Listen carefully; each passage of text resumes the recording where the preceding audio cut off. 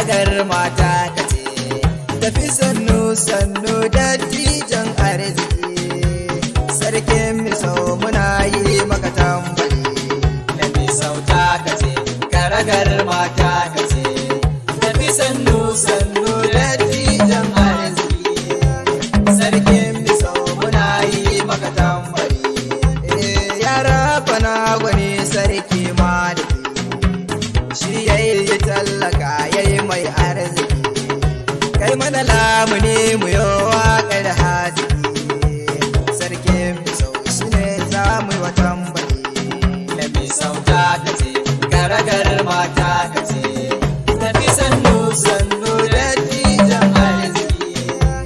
sarkin misau muna yi maka tambari